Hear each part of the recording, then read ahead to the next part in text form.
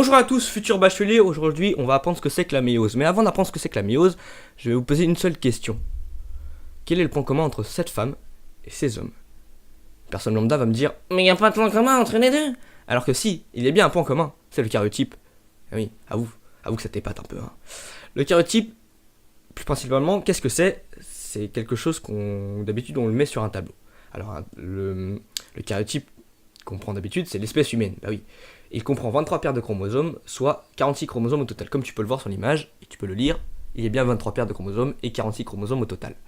Alors, les chromosomes sont organisés par paires, comme on l'a vu précédemment. On les appelle aussi les chromosomes homologues. Ils sont composés de 2 chromatides chacun.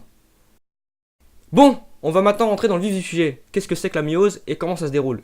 Alors la méiose est donc le passage d'une phase diploïde à une phase haploïde grâce à une réduction chromosomique. Elle permet la formation de gamètes de 20 à 23 chromosomes. La méiose est en fait une succession de 2 divisions cellulaires. La première division permet de séparer les chromosomes homologues dans des cellules filles, tandis que la deuxième division permet de séparer les chromatides de chaque chromosome. Bien évidemment, un détail important à dire, c'est qu'avant la première division, il y a une réplication d'ADN, c'est-à-dire que chaque chromosome comprend alors 2 chromatides identiques.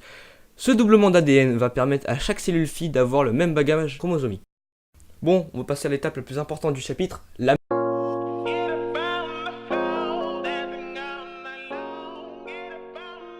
Lors de la première étape, appelée prophase 1, il y a condensation des chromosomes et les paires de chromosomes homologues vont s'appareiller, c'est-à-dire qu'ils vont se regrouper pour former ce qu'on appelle des bivalents.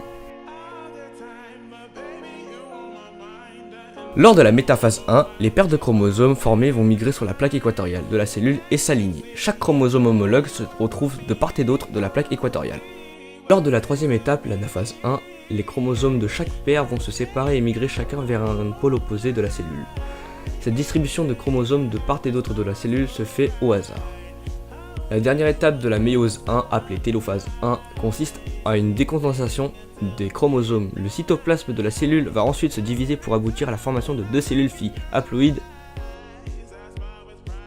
La prophase 2 consiste à la condensation des chromosomes de chaque cellule fille obtenue lors de la méiose 1. Les chromosomes vont ensuite s'aligner sur la plaque équatoriale, c'est la métaphase 2. Lors de l'anaphase 2, les chromatides de chaque chromosome vont se séparer et migrer chacune vers un des pôles opposés.